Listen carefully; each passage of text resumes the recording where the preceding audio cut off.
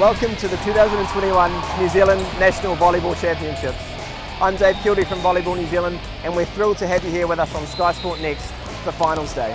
The National Secondary School Volleyball Championships is the largest indoor secondary school sporting event in New Zealand. We've had 176 teams representing 113 schools here with us this year, and it's been fantastic. The school pride, the skill level on show, the talent has been amazing. We've had 20 courts here at Central Energy Trust Arena, absolutely pumping from 8 AM in the morning to 10 PM at night, 5 days this week, another 3 courts at Massey University, and it culminates in this today, Finals Day, where 6 divisions duke it out to see who can be named the #1 secondary school in the country. We're thrilled to have you here with us on Sky Sport Next. We hope you enjoy the volleyball. The skill level is amazing, the skill pride is amazing, and I'm sure you'll enjoy the show.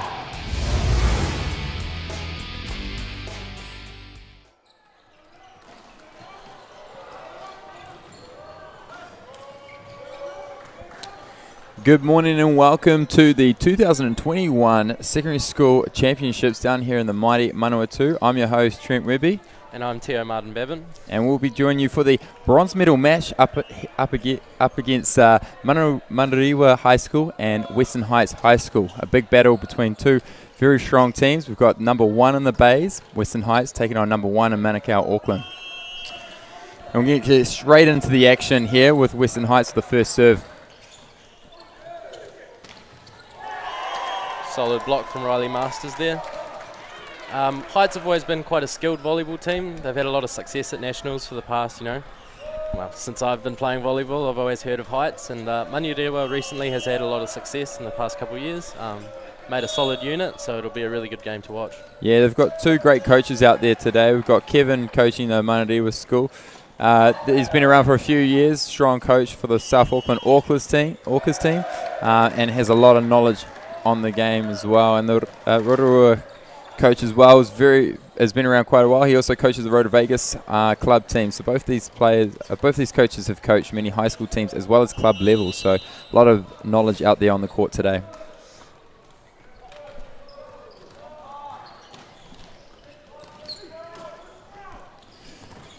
So what we'll be expecting today from these sort of games is a bit of noise. Manariwa always seems to have been bringing the noise throughout the whole week. They've been one of the loudest teams I've actually watched myself. And we're going to see some great structure though as well from both Western Heights and Manariwa, defensively as well as offensively. There's some big hitters out there today, and I'm sure a lot of balls will not be hitting the ground with the amount of defense we've seen throughout the week.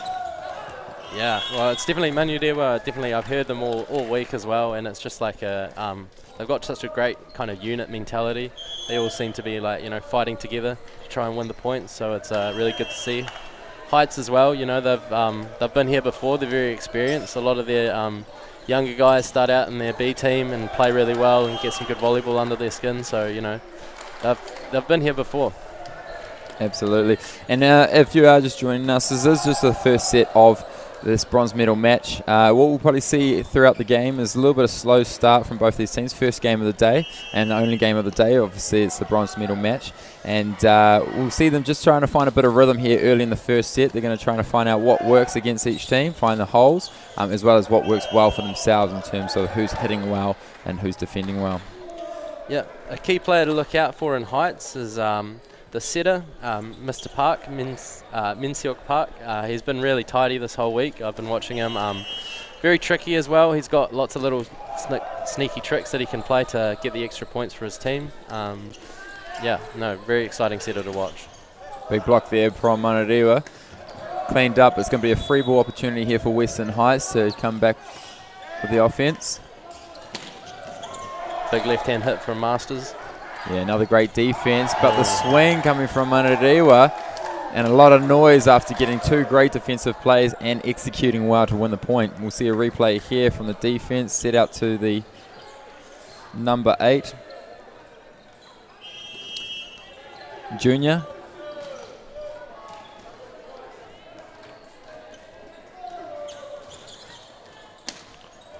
Oh, nice deep roll in the back corner. Just over that block.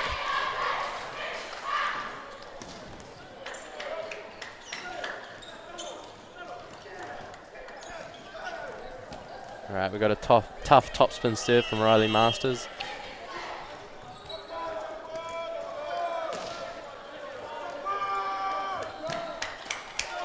Rolls over the top of the tape, but well read. Nice big block.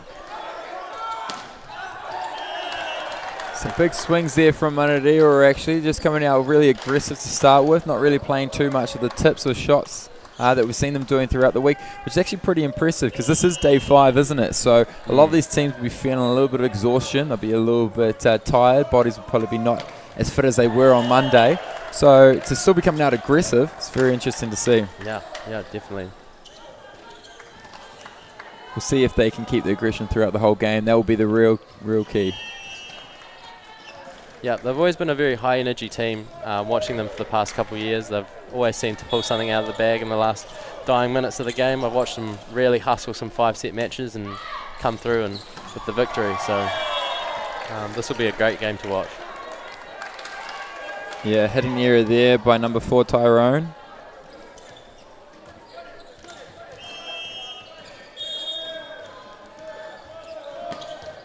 And a service area there by Cole Gillespie. The younger brother of Tyrone Gillespie. Shout out to you, Tyrone, if you are watching abroad.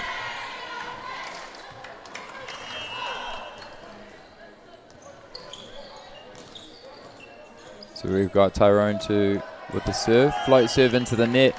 Didn't really hit the float with the good contact that the float ball should have. Shouldn't really have any top spin on it. There's obviously 2 different types of serves for those at home who don't know volleyball too well.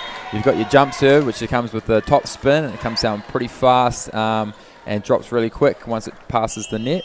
And then you have your float serve, which kind of stays up in the air and moves around. Makes it a little bit more of a difficult way to pass on the platform, on your arms.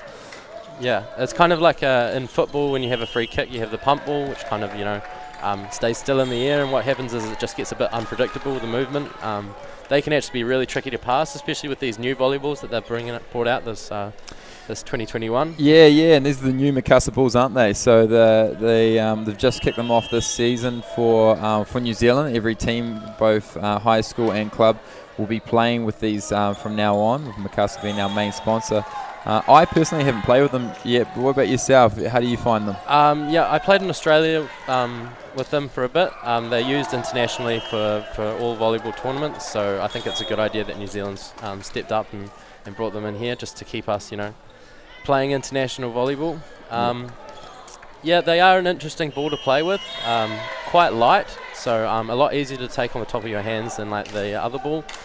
They travel a bit slower in the air too, so it means defense can be a bit stronger compared to the red and green balls, which is from what I've heard, that's why they stopped using them internationally as well. Is just they were too quick for the big hitters, and it just kind of like slowed down, stopped them having long rallies.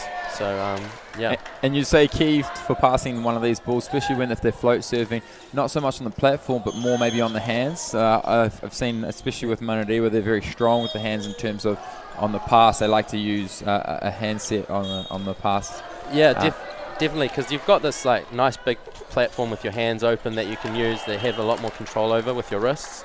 Compared to the forearm pass, there is a lot of good control that you can get out of the forearms if it lands very cleanly, but there is only like a much smaller surface area to kind of like target with, and it can easily like ricochet off your forearms and out the side. So yeah, with those float serves, it's nice to get them on your hands if you can. So we've seen a pretty even game here in the first set. Western High just with a 1 point. Let's make that 2 point lead. Nice strong hit from Riley Masters. Now, this Western Heights team, is it quite a young team, or are we looking at quite an older team? Not too sure. I definitely know that Cole's been around for a couple of years for sure now, and I've recognised a few of the other boys. But the great thing about Western Heights, actually, their B team I actually just watched. They were in the 4th division final just before, just losing to Matamata College.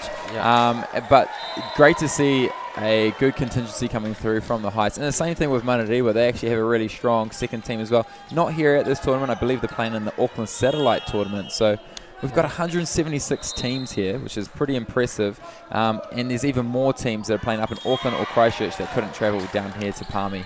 Or up here to Palmy, I should say. It could be either way.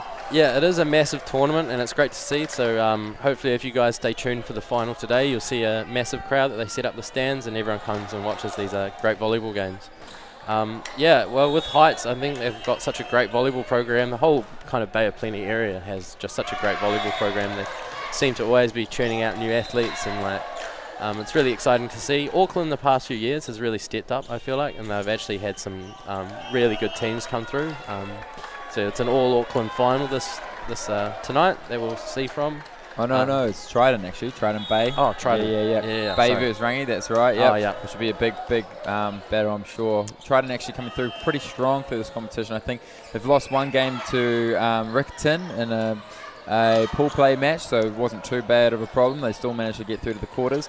Came up against a very strong Hillcrest high school team, but made lightweight and won that 3-0. So that'll be a great match. And that's kicking off at 5 o'clock tonight. If you are tuning in to stick around, that's the boys final, and the senior girls final will be kicking off at 3 p.m. today.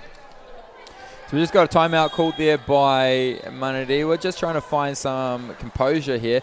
Nothing too crazy at the moment, but with a 12-10, a 2-point lead here by Western Heights. And at this point in the set, which is about midway, you want to be starting to pick up your momentum now. This is where the crunch time starts. You've had your time to find your rhythm. Yeah. And you've got to get into it now.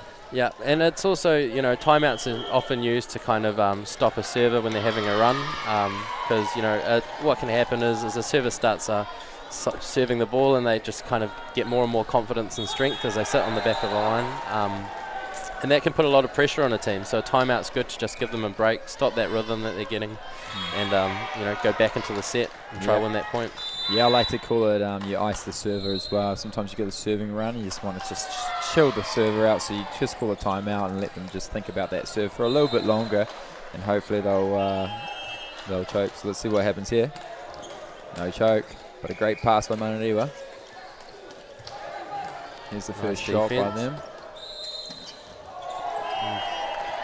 And a great swing there by Cole. Yeah, just using that block and getting it out.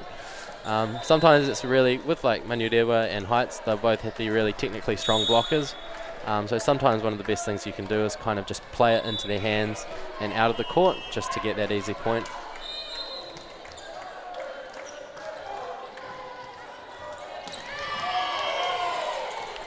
And a net violation there by Western Heights, so not too sure where the spike went, but we see the blocker just penetrating too much and touching the top of the net. In indoor volleyball and as in beach volleyball, you cannot touch the net. You must play limbo with that. It's taboo to touch it, and if you do, you fall for the point. It was just a couple years ago that they changed it. Before it was only you only weren't allowed to touch the tape. Is that right? Yeah, they actually brought that in for just a couple of years. They trialled it out internationally, where they white tape, which is the runs along the top of the net, was the only part you weren't allowed to touch, and that was the part that usually gets touched the most, especially with blocking and spiking. But then it just kind of made the game quite messy. You had setters diving into the net to set the ball, players just absolutely whacking the net, but not hitting the top white tape, so they play on. And they kind of had to go back to, you know what, no one touch it. It's too hard to referee that sort of stuff. Yeah. Free ball opportunity here for Western Heights. Set from Riley. And they use and abuse off the top of the block there. Great tool there by Cole. Tool being when you get high enough, the blocks come up, you see those hands, and you, instead of crushing the ball into the other side of the court, you just use the hands to wipe it off the hands to win the point. Use the hands as a tool, hence that term. Another good pass there by Manariwa. Oh, nice middle attack there. It's a really effective tool, that middle attack, when you can get it running. They try to run it as quickly as possible just to give the defenses little time to set up. So that was a nice quick attack there from Manariwa.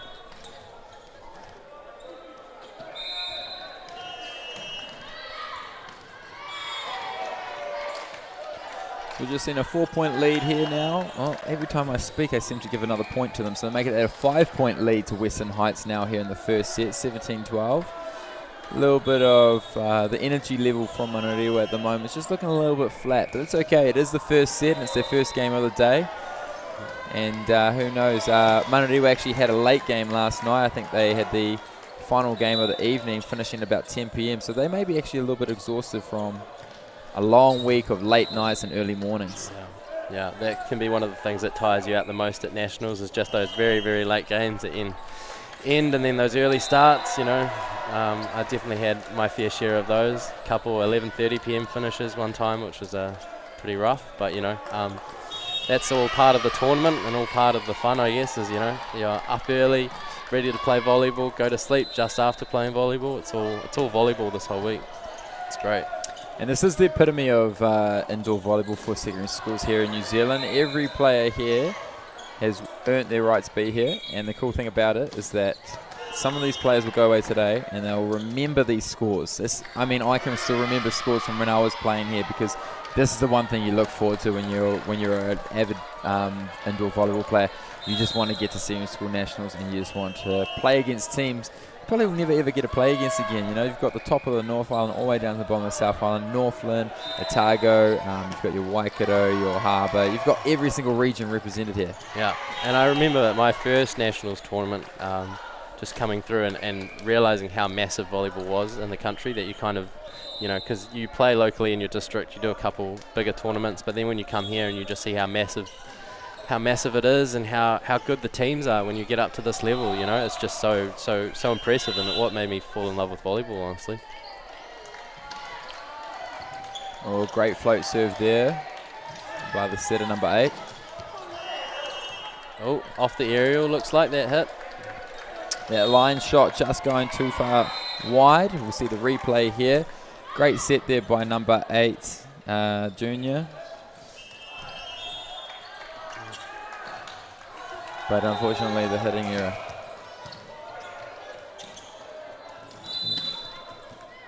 Nice pass there. Running through the pipe.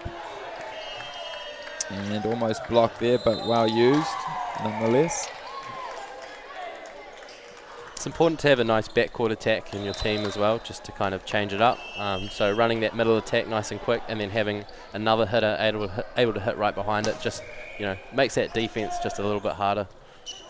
Yeah, and if you don't know indoor volleyball, for those at home that don't know what a backcourt attack is, there's a 3-meter line. It's that second line that's on the court. So we've got one that goes around the perimeter of the court that outlines where the sidelines and baselines are. Then we have one that goes directly underneath the net.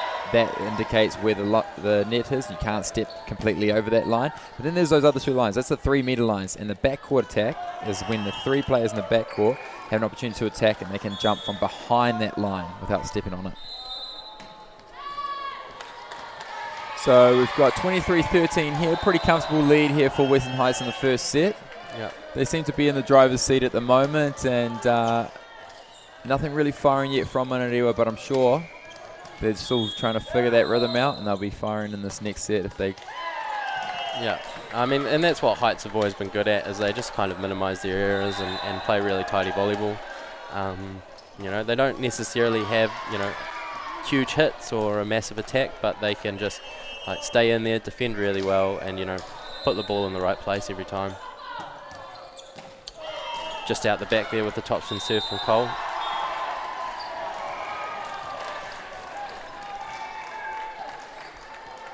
So we've got 10 set points here for Western Heights High School.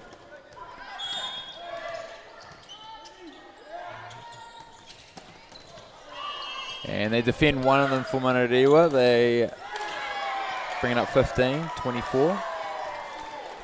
Number 4, Tyrone, back to serve. Interesting serving technique from Tyrone. Not really a float or a jump, top spin. Jump serve. Almost just a standing lobby. Which at this kind of level, you really want to be serving aggressively, I think, especially for the bronze medal match. It's do or die. You either worked hard all week for a piece of the bronze medal, or you worked hard all week for nothing. Yeah. Well, not nothing. I mean, you're still in the semi-finals. You had that opportunity, but you really want to come out here today, and you want to go high risk, and you want to go hard, and you want to go home, right? Yeah. With that nice little bit of shrapnel. Yeah, definitely. There's there's just, it's kind of, when you have a strong defending team like Heights, there's just no point in serving something light, because they'll pass it well, and then they can run their offense exactly how they want to, which just makes your life a lot harder. So it's good to put them on their back feet and just see if you can, because the serve is the only part of the game that you can really control. Sure. Yeah. So it's important that you use it effectively. We're actually seeing a good bit of rhythm actually getting picked up now by Manariwa here late in this first set, and that's exactly what you want to do when you're in this situation. You've got a big deficit. You've got a long way to go if you're going to win this set. But if you tuned into the girls' bronze medal match just before, we actually saw there was an 8-point deficit that came back to be neck and neck, a 28-26 final set. Wow. It can be done, but it is very tough. So what you want to do, just find your rhythm and come back firing in the next set. Yeah. Yeah, and it's definitely, there's definitely, a mindset that you need for volleyball in order to play really well, and just running with a nice little run of points there just before the set ends just gives you that little boost to go into the next set to play a lot harder, because you know that, if you start scores even and you get a run like you just did, that puts you on top. So yeah, absolutely. So that brings up our first set, goes all the way through to Western Heights High School winning 25-18. So a bit of chance here now for both teams to have a little chat about what they want to do. They'll be talking a bit about strategies. What do we observe? Where's the holes? Where's the gaps? Maybe working on some of their weaknesses, because it's definitely on day 5. It's a game about who can do the least errors. And we've seen a lot of hitting errors from Manariwa. A few of those just going into the net, probably from some sore legs from throughout the week and some sore shoulders. And so there's just a bit of communication about that, and also a good chance to have some rest, hydrate, maybe grab a little snack. Yeah, my expectation is that there will be a lot of energy coming through from these Manuriwa guys this next set. They play their best volleyball when they're all enjoying themselves and making lots of noise, and they know that too. So they'll wash off this first set and come back firing, I think. Yeah, noise is a big part of the game, isn't it? It's not only is it good to bring your team together, but sometimes some teams almost use it to intimidate the other team. And we see that quite a lot throughout the other games. And the best thing to do with that, or from what I've experienced, is you just don't fight back with the noise. You just let them be loud, and you just keep focusing on what you're doing. So that's what, if we see Manariwa bring the noise here, I'm sure we'll see Western Heights just carrying on doing what they're doing, just keeping that composure. Yeah, and that's what I've always found about volleyball too, is it's one of the most team-based sports that you can really play, because as much as you can be individually skilled, you need to rely on all your other teammates to get the ball to you, or you can only touch the ball once before it has to go to someone else. So it's really important that the whole team can kind of work as a unit and all have the skills necessary to win matches. Great triple block there by Manariwa, but Cole doing well to hit that one late on the descent from those blockers. We'll see it here. The blockers go up early. As they're landing. Cole decides to hit that ball. Yeah, that's always a really effective technique. It's just to get nice and deep and over that block, because you rely on your block to do a lot of your defending, because it's such a big court to cover that everyone can't cover that entire space. So just going up and over the block can often be a really effective strategy to get that point.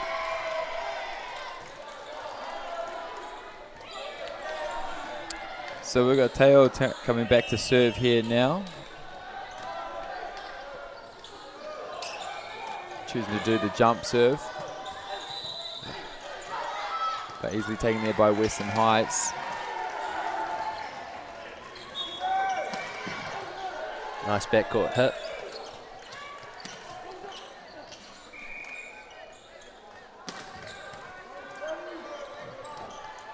Opportunity here.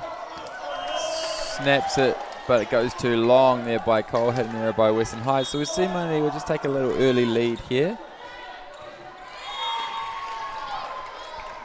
I believe that score's incorrect on the board at the moment, but we will get that updated for you very shortly.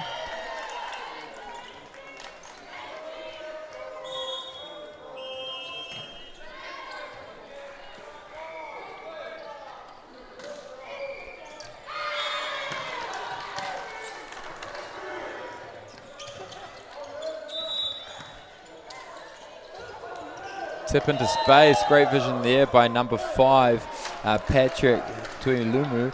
He sees the gap right in the middle of the field, right in the middle of the court, where over top of the blockers, defenders standing just a little bit too deep to capture that one. The old campfire, setting into the campfire, the classic. I haven't heard that one before, but I like it. I might write that one down actually. Yeah. Campfire classic. Huddle around the ball. Yeah, exactly.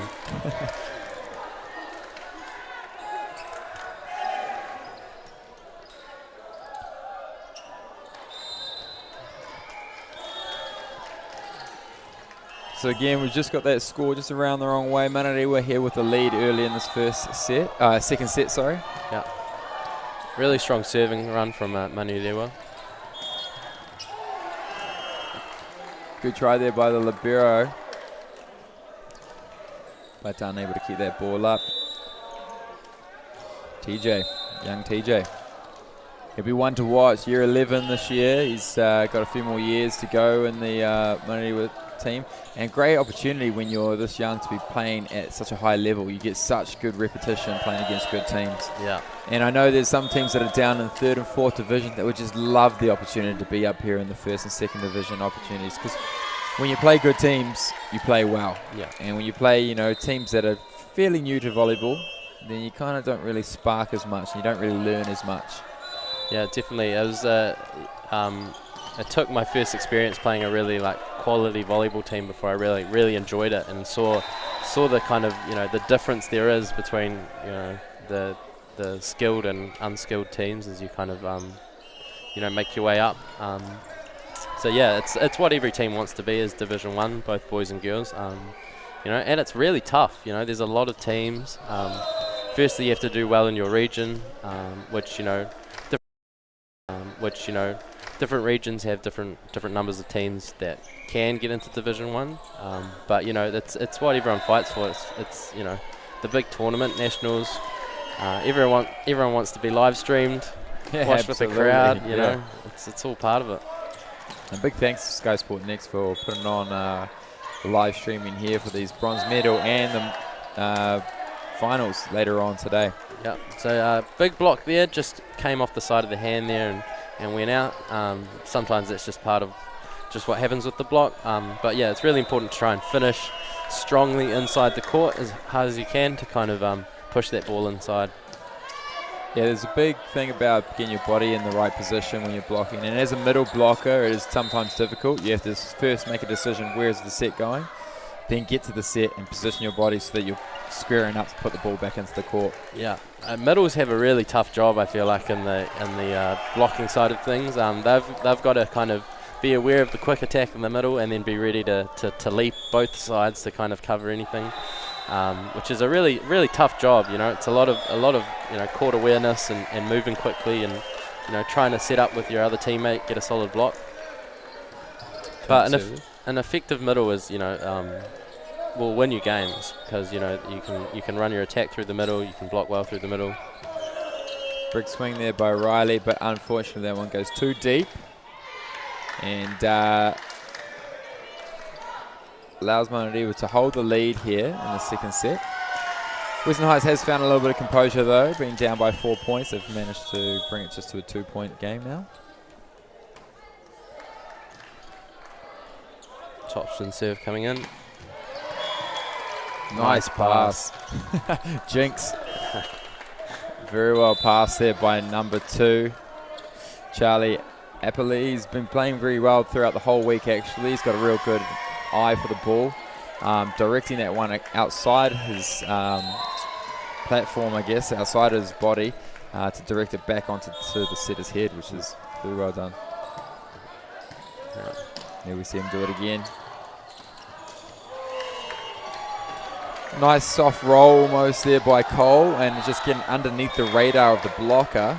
Yeah, Manarewa's got a big block, but it hasn't been too effective so far in stopping the attack from Heights. They've done well to kind of use that block to their advantage and play off it. So yeah, it'll be interesting to see whether that block strengthens up as the set goes on.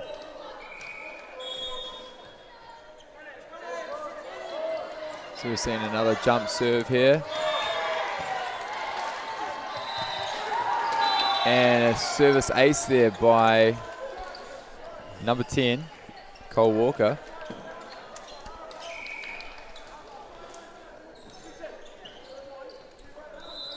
He comes back to serve again.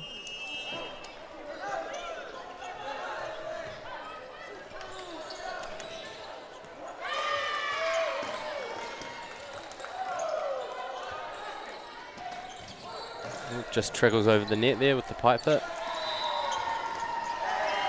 Yep, just rolled into the middle of the court there off the top of the block.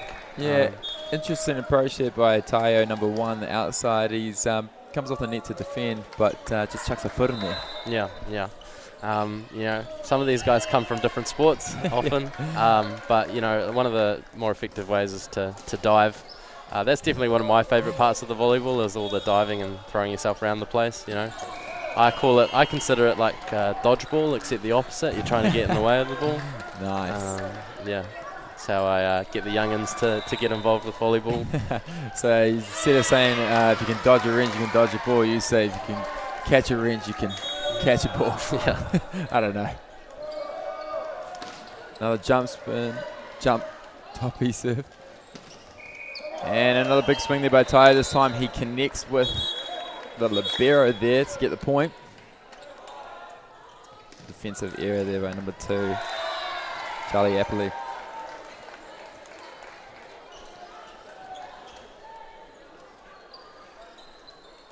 Yeah, in volleyball you can actually use any part of your body, which is really interesting. Some people think you can't kick it or you can't headbutt it. It's definitely not the first idea, not the first thing you would do in volleyball. You want to use those hands obviously as much as you can, but you can, if you're definitely a soccer background, a football background, then sometimes you actually see them more comfortable using their feet, using their legs. Yeah. It's really, really, really fun to watch actually. Yeah, definitely. There's you know, just the only thing that's really required is that you know, contact it cleanly. So what we mean is kind of like a rebound instead of catching and throwing it. The only thing that kind of could be considered similar to that is a set, but that's just off the fingertips. That's just the controlling of the ball. You really can't bring it down with your elbows. It's just supposed to be in the fingertips and releasing it really quickly. But yeah, you know, you can use any part of your body. I've picked up a few balls off my shoulder or off my back or, you know, off the face as well, you know. It's yeah, off the face is definitely my last resort. Yeah, certainly. We saw a great tandem there by Manadiwa, the middle coming in and drawing the blocker in, leaving a free net there for Tayo. Yeah, there we go. That's the little C quick over the net. It's just a cheeky play, catches off their feet. Everyone's expecting a 3-hit kind of play, but the setter there, Min Seok Park, he's been doing that all week actually. It's just a really cheeky play. When that ball's on the money with the pass, you know, everyone's expecting a middle attack or a set on the outside, and you can just pop it over the net. Yeah, as a setter you have to have great vision there, good peripherals to see that space there. He saw the blocker come across because he was front hands. He was the setter at the front court, so he could spike that ball if it was high enough, but instead he just pops it over his shoulder in that little corner. Alright, opportunity here for Western High. It's not executed though. Oh, squeezed in between the block. We've got a bit of a rally here. And another tandem, but this time not successful. Western Heights reading it the second time. The middle blocker not fooled by the middle hitter of Manariwa and staying on number 1, Tayo Timi. Yeah, I've been watching Ponamu Stevens there, the middle blocker for Heights. He's been quite an effective tool for them. Really solid block and quite athletic. He can get quickly back and forwards to his spots. Yeah, definitely one of the key players to look out for this match. Yeah, you mentioned earlier about the big blocks of Manariwa, and we're seeing there again some big high blocks, but what they're not doing is they're not getting the press, not getting the positioning to actually grab the ball, and what's happening is it's actually hitting them underneath the hands and falling on their side of the court. So Manariwa will just want to be a little bit more, I guess, proper with the block. They want to be more precise, I should say, in terms of what they're actually trying to reach for, which is that golden thing floating around, which is the volleyball. You want to be grabbing that as much as you can. Yeah, you really want a nice close seal between your arms and the net, just to stop that ball from squeezing through. Missed pass there by the libero, but cleaned up for the pie pit. Just going too long there by Cole Gillespie. So we've got a neck and neck match here in the second set, which is a little bit more interesting. First set obviously going to Western Heights 25-18. We've seen a 13-all match here in the second set. Yeah, really been going point for point recently. Nice Big tip. lefty there, Riley Masters. Goes for the mega tip. All tight pass. Cole goes for the cross-court, shooting it straight back into 5, but forcing a hitting error here. We'll see the replay here. Set goes back, just out of view was Cole. Pin across his body to try to push it back into position 5.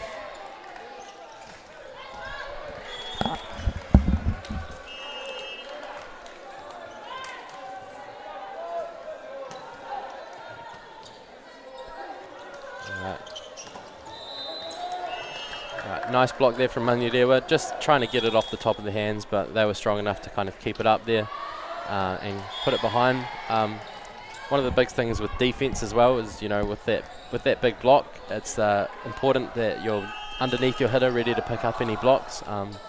Teams that are able to get the pass up after the block, and keep the ball alive, it's really important. Another blocking error there by Manurewa. They've been stricken with these blocking errors today, which is causing a lot of points for Manurewa. Forcing Manurewa to lose a lot of points. Western Heights obviously gaining those. But credit to Heights as well. They've been, not really going for the miracle hits so far. They've just been kind of using that ball where it's there and utilising that block that hasn't been very effective so far for Manurewa. Good way to conserve energy, isn't it, there? Yeah. You can have the big swings, the big bangs, which I'm sure we're going to see in the finals tonight.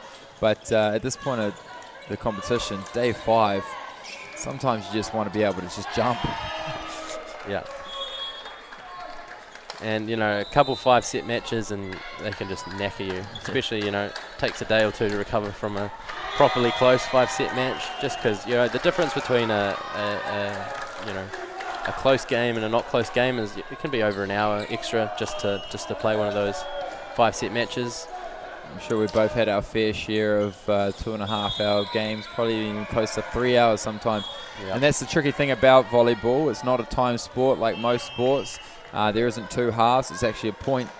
Until you get to a certain point, you get to it. And like tennis, games can just go on forever. Tiebreakers can go on until someone actually is a clear winner.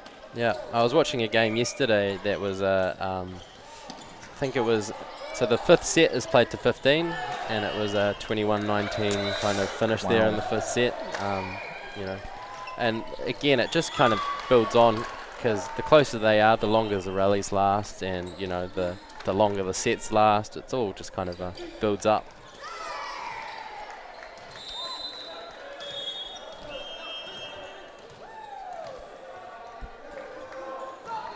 So top spin serve there from Tayo.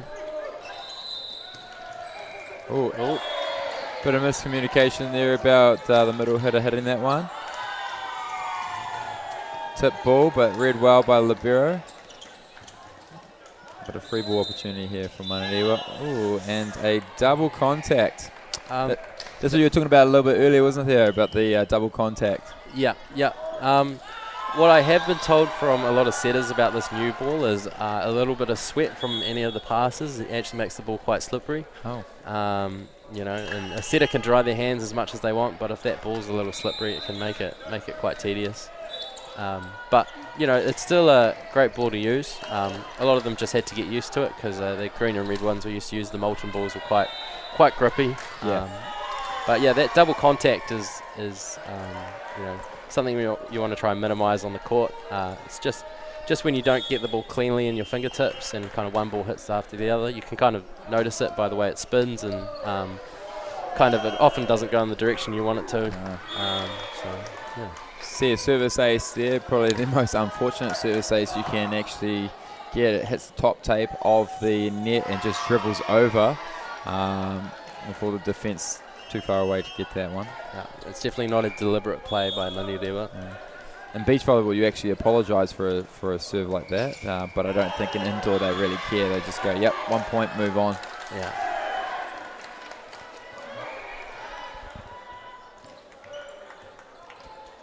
Great use off the block there. That was that tool that we were mentioning before. See the high hands and wipe it off of them. You can be punished for blocking too early in indoor volleyball, as we just saw there. A great serve there by the lefty Riley Masters, and another hitting error. So Manadee will just be wanting to cut down these errors. They're doing a lot of hitting errors and a lot of blocking errors. So great defense though. When the ball does get past those blocks and they do get the defensive ups, they're putting away a few balls. But yeah, and it's definitely frustrating being on the sidelines as a coach. Watching those little errors that you wish you could fix.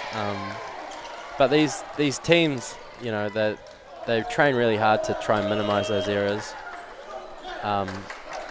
So they'll be working on it. There's still a really close set. They're really going point for point. So it'll be interesting to see if anyone can kind of sneak off a lead in these last 5-10 points of the set. Yeah, absolutely. And we're just going to take a little bit of time here. We just wipe a little bit of sweat off the court. It's all about safety and security. We luckily haven't had to replay because balls have rolled on, but when there's sweat on the ground, we've got to make sure that all the players feel comfortable playing out there, because you can easily slip over. You got grip on your shoes, but like you mentioned about the ball, when it gets slippery, it's hard to control, and if the ground's slippery, you can definitely roll an ankle.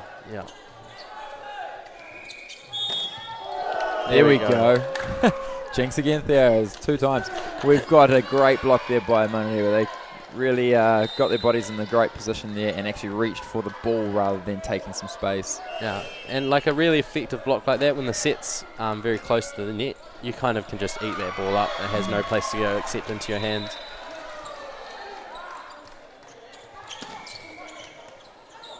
Just a little late on the finish with the block that time. And that hit just going too long there. You see what Manadee was trying to do with those sort of shots, though. They're trying to use the back corners of the court. Sometimes a place where you've only really got one defender out there that's sweeping around, and if you can beat them to that corner, you can get quite a few points. But a lobby kind of hit like that isn't really the key. You really still need to be spiking that one straight down. Good serve, but well passed. And maybe the set just going too wide for that passer hitter, or a bit low as well, I think. Yeah. So that actually ties it up 21 all. Manadee were having a lead of 2 points just 2 points ago. Calder serve again, jump serve. Another passing error there by Manadee. Not what they want late in the second set. Yeah, just a little bit of an off-pace serve can kind of throw your rhythm off as a passer, because you don't have much time to react to a serve, especially like a fast one like that. So, just like in bowling, you can utilize a slower ball to kind of. Wow, good block there by number 7, Philip Sparrow. Nice defense there from Heights. There we go. Lovely. Nice set to dump there from Manyu. Yeah, we haven't seen too much of that actually in this bronze medal match. It's a great thing to do when you've got the setter up the front court. They're allowed to attack the ball. And we saw there, you saw the great spot, the Campfire Classic. Well, not really Campfire Classic, is it? They did go for it, they just missed it by the libero. Yeah, and it's just an effective tool to use, especially when the blockers aren't aware that the setter's in front court and they don't go up for the block. Nice little joust there up at the net. Yeah, I think Manadee ate a bit more wheat bix than Western Heights there and won the joust there. Quite possible, yes. A joust is kind of like a classic in volleyball, up on the net, just seeing who can shunt it over the other side. Often it's the second person that gets the ball that gets that win. I usually love it when it's the shorter player that wins the points. It's yeah. not all about strength and brute force, it's about actually who presses last. So Western Heights here now, just tying it up, 23 all. It's a race to 2. We've got a substitution here. Number 10, Cole Walker, coming on for number 7, Philip Sparrow. Number defensive specialist. He'll be coming on just to get some good digs in the backcourt and win some rallies. Let's see how the serve goes.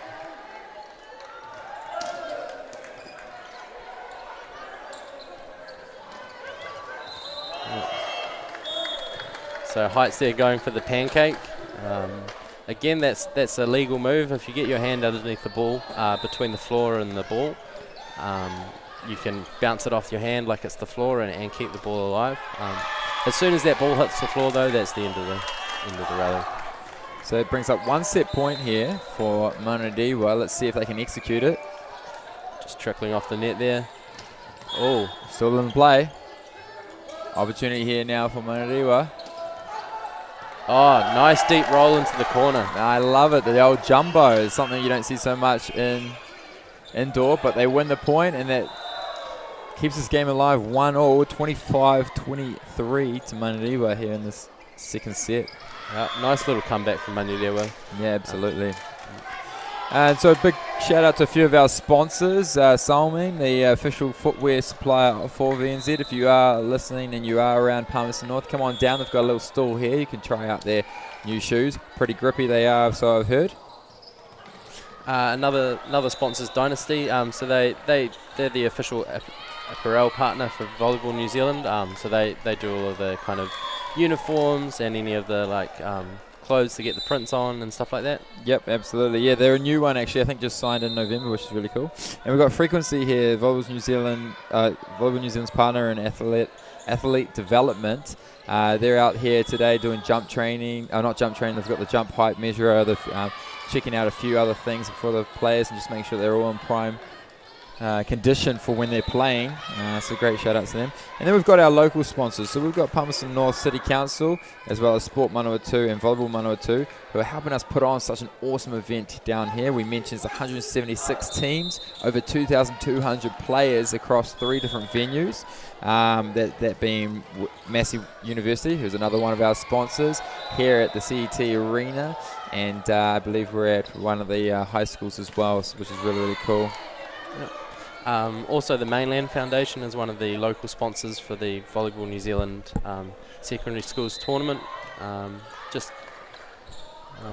Putting in a lot of funding, and of course New Zealand Community Trust, one of the big funders for one of these sort of events. Obviously a lot of costs coming into this, including the many admin and support people that make this event run, and have the long hours and early mornings, probably getting the less amount of sleep out of the players and the coaches. They probably are the ones that are up all night. I'm sure they're probably across the week maybe have finally got a full 8 hours sleep maybe last night, probably still not. Yeah, there's definitely, I see them, polishing the courts late into the early hours of the mornings, ready for the next day of play. They really do a great job here with all the effort they put in to keep these courts looking in tip-top shape, ready for another day of volleyball. So a big block there to kick it off for Western Heights. Great start for them. But this time they feed it through, going back to the same boy. Tayo, yep, number 1 Tayo. He's pretty long, and those limbs look pretty long too. I'm looking at his torso. He's quite a lean guy, but the arms, wow. Yeah. He's got a big swing on there. And, it's when you have a player that's kind of athletic and tall like that, a backcourt hit can be just as powerful as a front court hit, really. They can jump in there and hit the ball nice and high. Good read there by the outside, peeling off. Oh. And then he executes it very well. Number 5 there, Patrick. Read that the tip was coming over, got the dig, got off the net, and was able to aggressively get that point. Spike.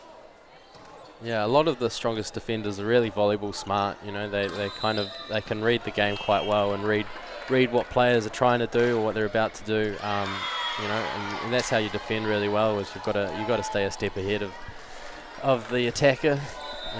Because oftentimes the ball's too quick to react.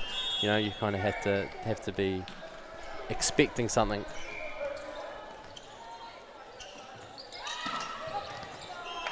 Nice high swing there by number 5, Patrick again. So may look to see to use him a few more times here. He was pretty good in that second set actually, pretty high kill ratio.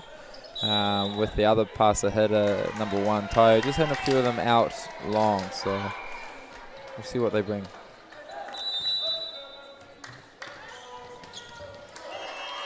Great line hit there from Heights.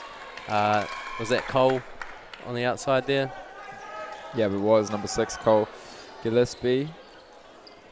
pinpoint precision down that sideline. He just hits the sideline, and like we said, and same as in tennis, if shadows on the line, it is in. Yep. However, at this level, we don't have challenges, so it's really up to the first refs and second refs to make sure that they read that really well.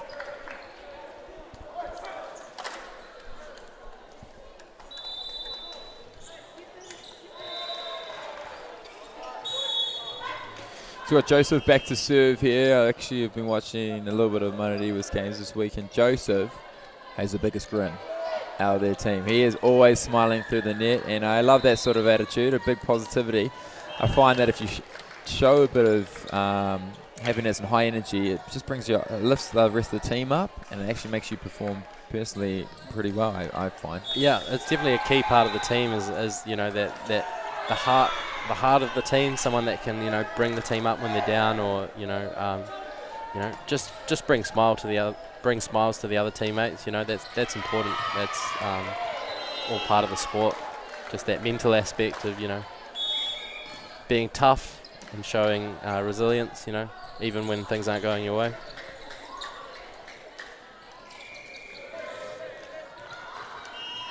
So just been going point for point really this set, you know, both of them playing quite well. Manurewa still having a little bit of struggling with their blocks. Good jump serve there, but well taken, and great cover by the libero. Yeah, he read that one really well. He saw the setter come up, and his hands indicated that he wasn't going to be setting it. Libero moving quick, but just unable to get the dig.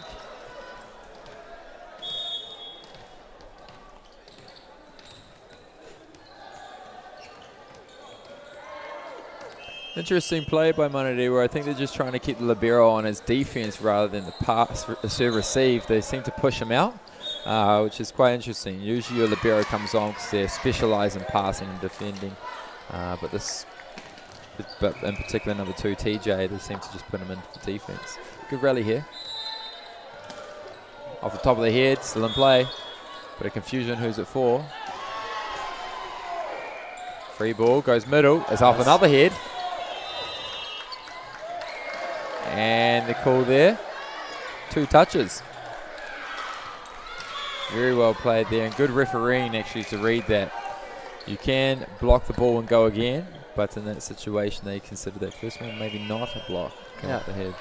So part of the team, that kind of part of what sponsors pay for is also some of the top referees for the semi-finals and finals. You know, we've got some elite international referees that are able to do the semi-finals, finals, and 3rd and 4th playoffs for Division 1, which is you know, puts a lot of stress off the teams that have to duty. You know, because these are high pressure games, and you know, it's important that there's quality refereeing.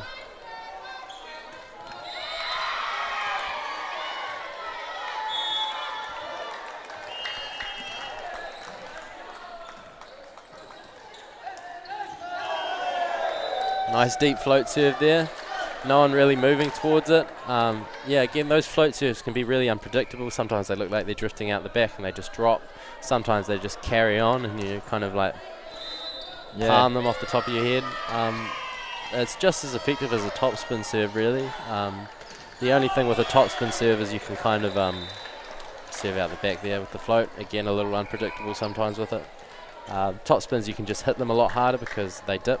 And they're predictably they'll always dip, but you know, sometimes that speed's enough to fool a defender.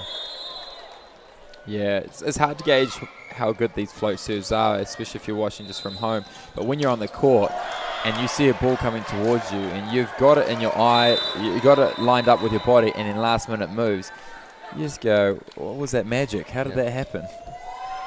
It can make you look like an awful passer even when you're ready for it. Yeah, I definitely don't like a float serve, so if any of my opposition's listening out there, don't serve float on the Huskies.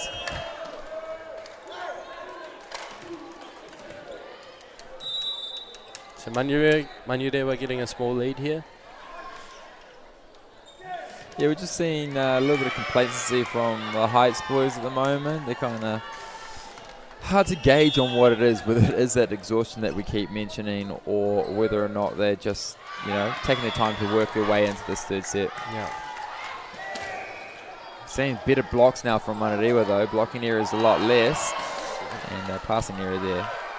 Yeah, and one of the things that's effective about a good block as well is it kind of puts that doubt in the hitter's head. When you're up in the air, you've already been roofed once before that you're not really wanting the same thing to happen again, so it can make you change your game plan in the air, which makes you cause errors. Venner Jr. just there holding his face. He seemed to have gone down after that block, hitting the ground. And first ref just asking whether he was okay. He said, yep, no, sweet as. So we've got a timeout called by Western Heights. All they're going to try to do here is, one, ice the server, like we mentioned before, but they're also going to be talking, saying, have a few lollies, have a bit of water, and let's just start to pick up the rhythm, close this gap, hopefully take out this third set, and if not, just keep the rhythm going into the fourth. Yeah, definitely. It's still very early in the set. They can comfortably come back from this. Just a couple points here and there, and stopping the serving runs, which are, when a server gets in their rhythm, it can be really difficult to defend. So we'll see how this goes for Heights, whether it's worked.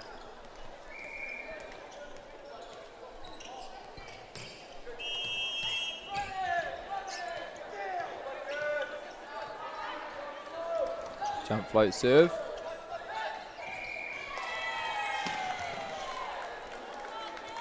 Backing up pretty fast there, but they're going to have a free ball opportunity here for Heights. That one didn't go across the net, so Heights win the point, so it's a good timeout by them. Yeah. So now it's just about kind of keeping that possession of the ball, not making any mistakes to lose that serve, and just slowly clawing that score back. Nice tip there from the middle. Again, pace of play, that middle's, there's an expectation that he's going to whack it when he's in the air, and it kind of puts everyone on their toes, ready to dive forwards for that fast hit. So when you kind of slow it down with a little tip, it can just put defenders off balance. Yeah, you can also catch people on their heels, which is what you don't want to be doing when you're defending any spike really has been on your heels. You can't move. And if you do get the dig, usually it goes up or behind you. So you really want to be on those toes, ready to move forward on that ball. So nice hit there from Cole. It was a one-on-one block. So, it's expected that a hitter can kind of beat a single blocker. So when that middle doesn't get out there, it kind of makes the defense a lot harder. Yeah, and we'll give credit to number 7 there, Philip Sparrow. He did well to actually pull that blocker in to allow for that one-on-one opportunity. Yeah. I like to give credit to the middle blockers, myself being a middle blocker. We usually don't get acknowledged as much for the amount of hard work we're doing out there because it goes unnoticed. You don't get as many spikes. Sometimes you get quite a lot of blocks, but you're working hard to make it easier for the rest of the team. Yeah, it's definitely, you're also in quite an awkward position on the court where the ball's always going over your shoulder and, behind your back. It can be really disorienting and you kind of get dizzy sometimes on the court, spinning around, trying to make sure you're always looking at the ball. Yeah, best way to train that is go on the roller coaster 3 times, and then just get used to being disorientated. Yeah. Because it ain't going to change. I'm sure what happened just there, Theo. Was it a net violation, I believe? So point going to Western Heights here. They've closed up the gap pretty well after this timeout. Yeah. 5 points down. They're now closed just to 2 points. And a good swing through the middle there by number 10. Yeah, just able to rise on top of that block really and hit it down, Yeah, great speed. We'll see it here again. He runs the C quick, which is a quick ball behind the setter. Just moving just that extra foot away from where the blocker would be.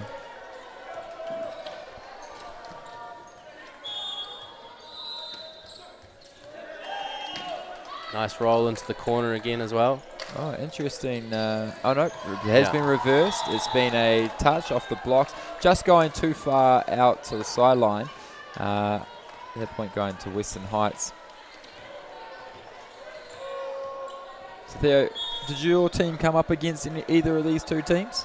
No, they didn't. They first Trident in the pool play. Right. They're a really strong team. But, we were able to give them a good fight, make them earn their points, which is really what you want to do when teams are, a bit more technically stronger than you are. So Theo obviously coaching the Marlborough boys team. Yep. And you had the pool of death to start off with. You had Trident, Riccarton, Canterbury #1, right? Am I on the right pool? No, sorry. No. We had Trident. We had Trident, Riccarton, and Napier Boys High, who's Hawke's Bay #1. So you had basically some of the top teams from regions, and Marlborough Boys coming 4th in Tasman, was it? Yeah. So Marlborough Boys are coming 4th in Tasman, and then the Division 2 final. Napier's made it into that final. It was one of the tougher pools of the tournament. Looking back at it, but the boys have done really well to keep that position, because they ended up bottom of their pool after the first round, which meant they had a tough pool playing Division 2, but were able to win all their games up until the semi-final. Really proud of how they've done. And yourself, you coaching a team? Or? No, I'm not here coaching a team necessarily, but I've been watching a lot of the Waikato teams. So there's been some good teams. Our top team, Hillcrest, unfortunately losing to Trident yesterday in the quarterfinals, but they play off for 5th today in First Division against a strong Orewa team. But they have come up against Orewa already. They won a 3-set match against them earlier in the week. So some great games being played today, and people think Friday's actually the write-off. It's the last day and people aren't really playing for many things, but a big part of it is trying to not lose your region a position in the top 32. So there are some really big games going on here that aren't for Shrapnel, but they're actually for the future of volleyball in their regions, which I love to watch those games. We've got a big battle out there. I know that Northland's top spot is on the edge of being lost out of the top 32, which is really unfortunate. Some good games, basically what I'm trying to say. Yeah, and you were talking about Hillcrest. I've been watching them play as well. They're one of my favourite teams to watch this tournament. They've just got some really skilled players, and they play great volleyball. It's tough to hear that they lost in the quarterfinals. I think they were definitely top 4 team in the region, but sometimes it just goes like that with volleyball. Yeah, they did lose 2 games this tournament, and that was to the 2 finalists. So they had a big 5-set against Rangitoto, but nonetheless, it's going to be a big game at 5 o'clock today. If you're tuning in, the senior boys final 5 o'clock, Rangitoto College versus Trident High School, and our senior girls final, which will be kicking off at 3 o'clock. That will be between Mount Maunganui College and Burnside, who's got some strong year 12s. They're going to have, I can't even believe how good these girls are. So definitely tune in at 3 o'clock. Yeah, no, I've had a look at Burnside as well, and they're just, technically they're one of the strongest teams I've seen in the years from like a girls volleyball perspective. It's really good to see kind of those South Island teams coming through and making some good volleyball teams. This is mostly a North Island dominated tournament. I think there's only 2 South Island spots in Division 1 this year. But it'd be good to see, hopefully over the next few years, that development and seeing volleyball grow nationwide. Because that's what's best for the sport, really, is more competition means better athletes and better games. So. And this won't be the end of volleyball for many of these players. There's obviously the Interprovincial Champs, which kick off on Queen's Birthday weekend, where we have an under 15, under 17, and under 19, and under 21 competition, and now open level. So 5 different divisions, and you represent your region. So a lot of these teams who are playing against each other will actually be teammates in a few weeks, which is really cool to see. Oh, I wasn't actually aware that they now had an open IPC. That's pretty exciting. Yeah, we're still waiting for the Tasman team to turn up, so Theo, we might see you there, I hope. Yeah, well, maybe I'll just be the one-man team, see how it goes.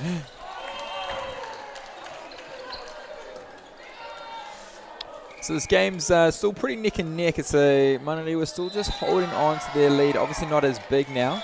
And we're seeing some great blocking now from Mananiwa. Again, both teams actually not looking like they're firing as much yet. It's quite late. And we see a wipe off the top of the hands there. So high blocks there by Mananiwa. Western Heights finding the nails that weren't cut and getting the point.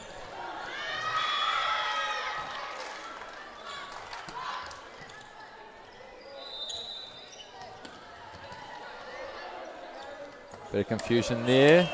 Sometimes that's one of the disadvantages of such a tall block is it means it really comes high off the hands when they reach those fingertips, and you can use that to your advantage, especially like a skilled team like Heights where they can place the ball quite accurately. It can cause trouble if you can't get your defenders around it. Nice jump serve there, but wow, that was very well played by Western Heights. Great pass. Instead of deciding to go for the C, and we the quick behind, and number 4 there, Panamu, getting a nice swing down the line.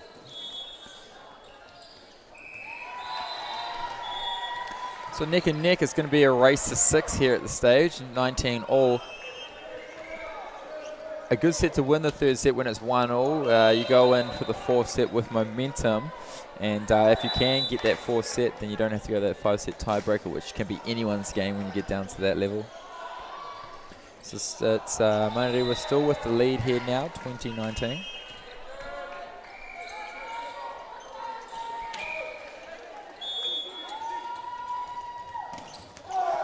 Good read block there. Yeah, number 7, Joseph, just reading that real well. Setting up position and getting the block. The set probably not going wide enough there. Both teams kind of just playing a little bit of a basic volleyball at this stage. Not really running many tandems or many wraps. They're kind of just running outsides to the pins, the D, and a few middles here and there. But here we see another outside hit, and it's a long ball. Yeah, just a little bit behind the hitter there, trying to reach over it and get behind it. It's pretty important when you're hitting a ball to be in front of it, because it's all your momentum and powers has to be travelling towards where you want the ball to go, but try to use it well anyways.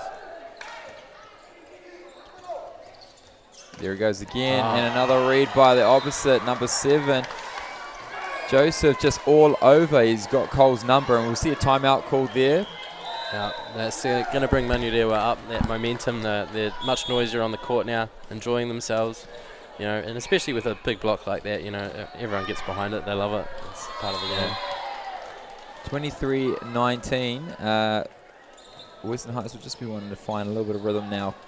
They can still clinch this set back, but they may need to spice something up here. There seems to be going to Cole on the outside quite a few times now. Just trying to see, he's there hot hands, but he's been blocked twice now and had one hitting error. I think after this one, what would you be doing, Theo? I would probably be saying let's feed the middle, maybe chuck the D in, or even the pipe. Yeah, just keep it away. I think the Manurewa's got his number at the moment. Yeah, well, it's just, and it gets in the hitter's head as well, like you'll just cause more mistakes when you're doubting yourself on the court, and so yeah, I'd be going for that middle. That middle was working quite well before, so just be. And there we go, middle attack there from Heights.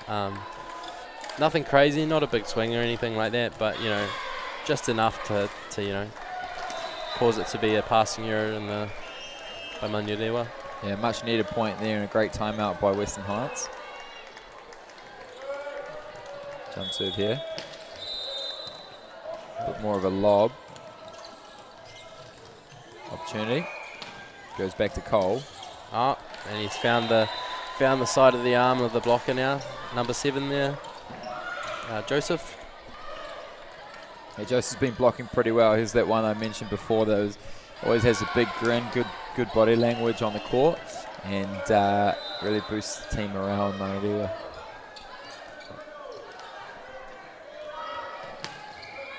Bit more of an aggressive serve there this time. Good high swing. Back to Cole again. Great swing. They're working hard on Cole. If I was Manurewa, I would be trying to get 3 blocks across there and seeing. They've actually literally gone to Cole for like the last 4 or 5 points. So you're probably safe to say that you could be able to get another block there. Yeah. At this point in the game and not give them that cross shot. Especially when the setter's kind of not able to get it to 2.5, and he has to pass off the court. You can kind of predict where it's going to go. So we've got a timeout now by Manurewa, which is a little turn of events. They're going to slow down the momentum, ice the server. They're going to let him cool off a little bit. He's got a couple of good serves there, and we'll see how they go after they come out of this timeout. Yeah. So, you know, what's going through the server's head at the moment is, you know, like this was for me. They're trying to put me off. I've got to stay on my A game. Don't let them get to me. But you know, still works from time to time. Yeah. Yeah. And there it was, a great timeout there by Manarewa. Called off that server just enough, and he didn't come out without high risk jump serve. He ended up just kind of lobbing it over and just going too long.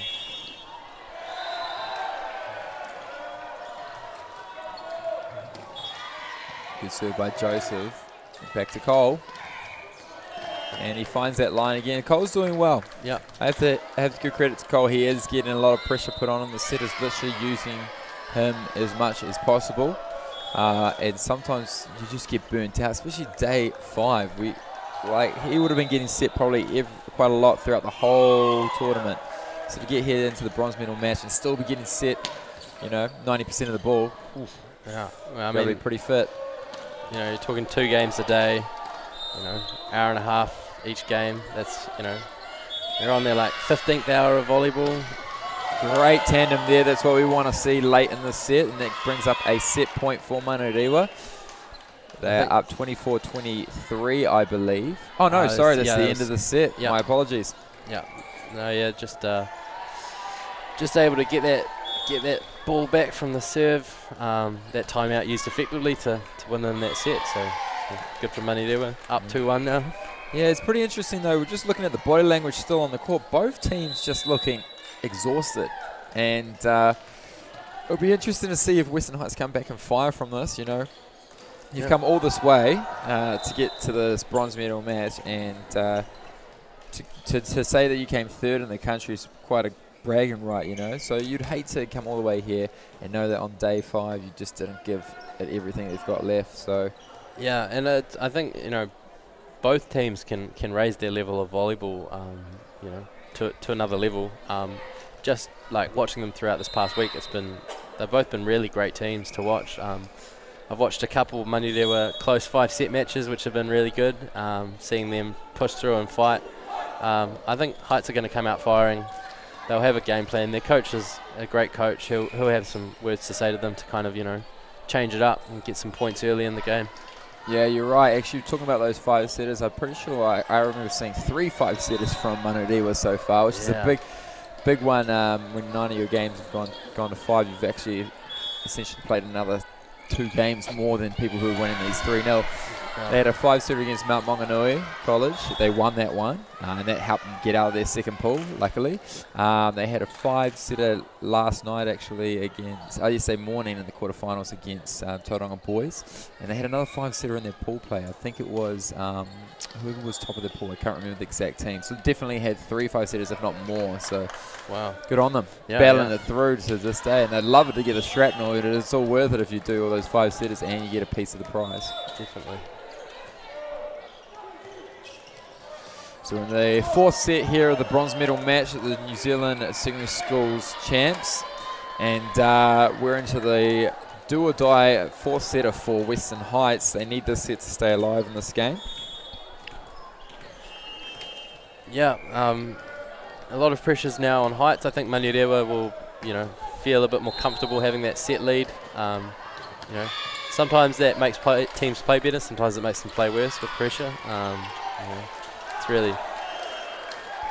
really, we'll see what happens in the set, really.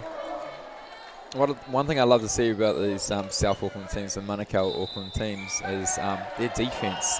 They scramble to get the ball up, and you know, they get it up in ways that you're just going, how did they react to that? That was such a great reaction, and they just keep the ball alive in that sense, and something that a lot of the other regions I think struggle with. Yeah, they've just got a different way of playing in Manukau Auckland. Something the coaches know, a secret that they haven't been telling the others. Yeah, and it can be really demoralising when, you know, you're playing great volleyball and your team, the team just keeps bringing it back to you. You know, it's just like, it can be really tiring, just always getting the ball up against, you know, playing a team that always gets the ball up. You just kind of, you know, it's a great effective tool to kind of have that defense that just puts the ball back in their court every time, you know, and just stops you from getting a run of points really quickly.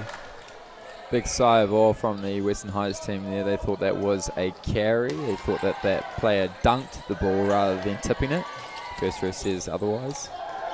Good block there by Manarewa. There again, number 7. He's actually blocking really well. Joseph. Yeah. Smiley boy on the court. Yeah. You know, bringing those blocks too. That's good for the morale for the team as well. And as an opposite, you want to be blocking while you're coming up against usually the bigger hitters of the other team, the passer hitters. So to have a strong blocking opposite is really key in a volleyball team. A jump serve by long limb Tayo. Free, one-on-one, but using abused left-hander Riley just sends that one into the hands.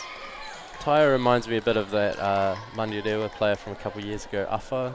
Do you know Afa at all? Yep. Yeah. He's one of the biggest and longest limb players I've seen come through, and just really athletic too. Always seem to be having a few net touch there from heights, just reaching a little too far on the block there. They always seem to have a few big, strong players coming through. Always look a bit more grown up than my Marlborough Boys team. So Definitely one thing we do notice is those Manukau Auckland teams are bigger boys and very aggressive players. But again, it's not about the size, it's all about technique at this level, and volleyball is a very technical sport. It's not one that, especially those at home who've ever picked up a volleyball and tried to have a go at it, you're using motions, digging, setting, things that you don't normally do. Growing up you learn to shoot balls or catch balls, but you never really learn the tendencies of a volleyball game. Bit of a missed serve there from Masters. Yeah, if you serve it under the net, normally you actually buy in the first rounds, but probably at secondary schools they probably wouldn't encourage that, so fair enough. That's all right. Jump serve here again. This is Joseph serving now. Great serve. Cole again. Off-pace shot. Big wind up there by number 5. And another net violation. So Western Heights just showing their exhaustion by causing a few number of errors here and giving Manarewa a little lead here in the start. Yeah, just really hungry to get that block, and sometimes you reach a little too far, trying to really close that gap.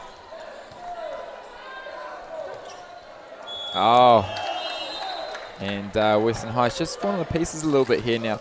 Yeah, bit of frustration shown from the players. Still early in the set, just a few points behind.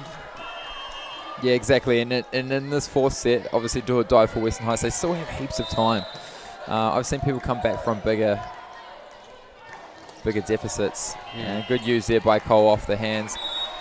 He is definitely the anchor in the team, Cole Gillespie. They seem to be setting him quite often. And he's doing well, given that Manarewa probably now knows that 4 out of 5 sets are going to go to Cole. Yeah.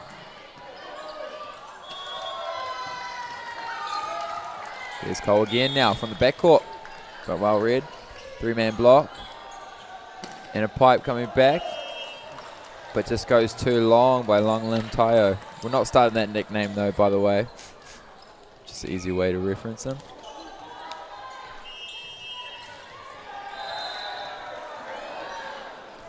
Jump serve here by Cole. Another reason to do well at this tournament and these last few games is, a bit of bragging rights when you go to the social tonight. If you're allowed to go to the social. Yeah, true. Yeah, absolutely. Yeah, it's always good to have a little. Sometimes you bring the bling bling as well, just to show, hey, look, we got third. Whatever. Might help you do well at the social. It's all. Block off the serve. That was a very. I haven't seen that before in a bronze medal match. You can't actually attack the serve, and I'm not too sure why Manarewa ended up going for that one. But big smiles on the court by both teams. They found it quite funny. Yeah, and it's always good to have a bit of comedy on the court. I've never seen that in a Div 1 game ever. I don't think so. Changing it up, Manarewa, I guess, from time to time. Yeah, why not? Leaving See if you can get away with it. Yeah. He would have been fine to get away with that if his hand wasn't the height of the net. If he was below the net and he set it over, or he drove it over standing on the ground, but he's below the net, then that would have been fine. But because he attacked the ball, it's an unfair play and you lose the point. A rule that I don't think I've actually seen come up for a long time, probably not since I was playing juniors. Yeah. So pretty interesting, that one. So number 11 coming back to serve here, Noel Winetti.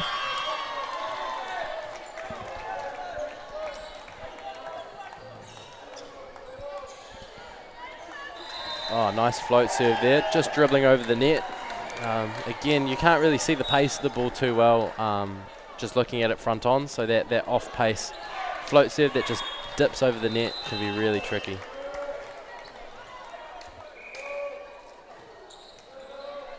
Jump float.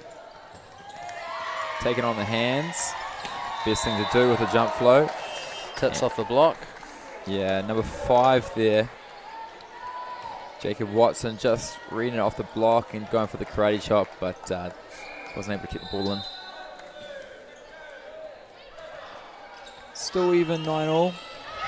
Both teams not really looking like either of them wanting the set, to be honest. Just playing conservatively. Got Riley with a swing from the backcourt, but hitting the error there. Yeah, just not really swinging hard either team. It's kind of just, playing the ball into the court, apart from that shot. Guess they're just trying to keep the ball alive. Hope the other team makes more mistakes.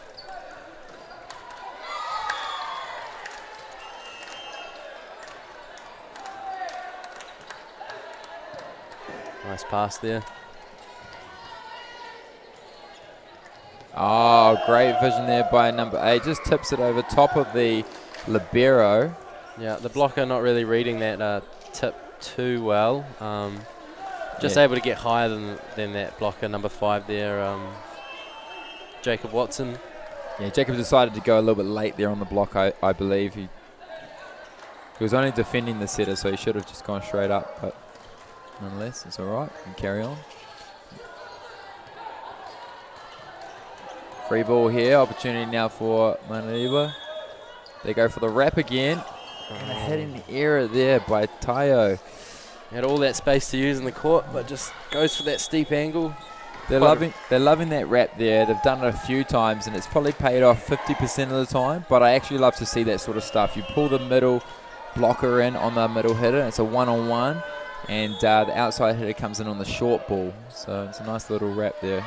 Yeah, and that's good. Once you get a team that's strong enough at defending that they can get that ball to the setter quite effectively, then that's where you can run a great offense and change things up and leave the defense guessing what you're going to do next. It's great to watch as well. Great volleyball, when tricky things are going on, it's much more exciting. Sure, for sure.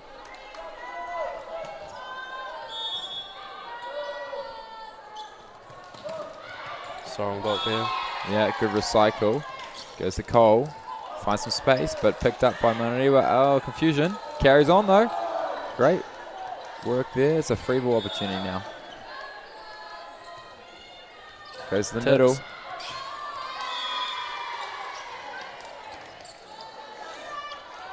Both teams playing pretty conservatively. Who wants to put it away here? Western Heights an opportunity. No. And there it is off the hands of the triple block. And dropping shorter than Cole's defence in the backcourt there. No team really swinging hard to try and put it away. They're just washing it and putting it back in the court. Tell you what, if this was a Monday, I'm sure this game would have been a lot more heated, but it's good nonetheless. We do like even matches. That serve going too long. Another error there by Manadiwa. They've cleaned up their blocking errors and their hitting errors, but they still seem to have these serving errors, and that's the tricky one. It's just you and your brain, really, isn't it, when you're doing the serving? Mm-hmm. Yeah, a lot of servers often have like a routine that they do before they serve the ball, just like a free throw in basketball. Trying to keep everything. Oh, running the wrap play off the head and out the back. Nice big dome off there. Number 7, Joseph, just tapping the top of his head, probably for good luck. Or just letting them know that's where it bounced off of. Yeah, and a wrap like that, you can end up getting blockers running into each other, trying to follow their players. Could be a great tool. Let's pause and play as the ball rolls on.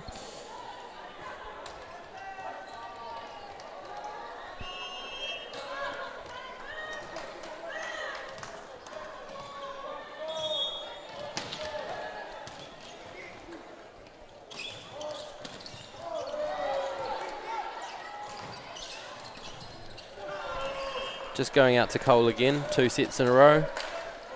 Got the block on the first one, wash, and then got set again, was able to get the kill. So Cole playing really well, getting those kills. You know, just when you're there, we're not able to get an effective block against them.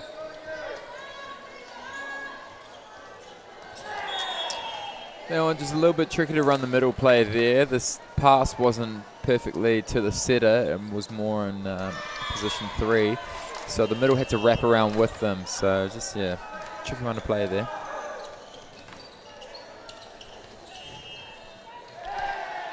And a net touch violation there by Manariwa. I actually thought it was going the other way for a reaching violation, but it was a fair play. The ball was on that platform, and now we tie it up at 14-all. Great defense there by the setter, Minnesota. Nice middle hit there. And look at that. It's as easy as it is when you've got a weak block. You know, you haven't got the aggressive block. Cole just rolls that one into the hands and got away with the point there. I think he actually should count himself lucky on that one. Some players would be up on that, catch that and throw it back at you. But not today. Not on day 5. D off the hands. Nope, not off the hands. That one floats all the way out. You actually mentioned about that, Theo, earlier, how this ball floats a lot more. Even in that situation, number 7 there, Joseph, goes for the hit on D. And instead of it getting top spin, it got float. And that's kind of awkward when you're trying to spike a ball and it just floats on out of there. It just gains air. Yeah, well, that's just a sign that, you know, the hitter hasn't been able to get on top of the ball to hit it, because that top spin action comes from the roll of the wrist and kind of gripping over the ball. If you're not able to get on top of it and you end up hitting behind the ball, then that's where the float motion comes from. So that is effective serving, getting it behind, but with the hit, it can easily drift it out the back if you're not careful. Yeah. So we've got a timeout call there by Mananiwa as they're just kind of slowing off a little bit and they've lost the lead here from Western Heights. They'll be wanting to gain a bit of momentum because you want to win this 4th set. You don't want it to go to a 5-set tie break because then it's just anyone's game in that situation. Yeah, it's a battle to 15.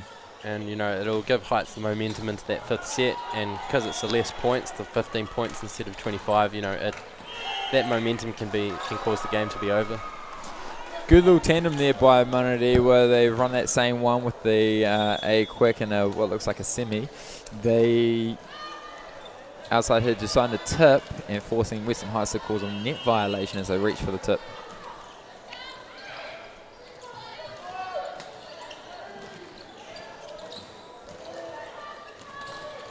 There we go. Manure, we're getting the block there. Still a bit of a gap in between that block though. You know, Cole just trying to play it off the hands, but didn't work that time.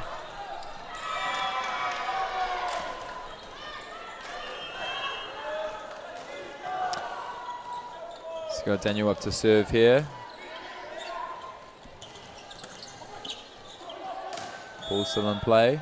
He's going for the pipe on the setter.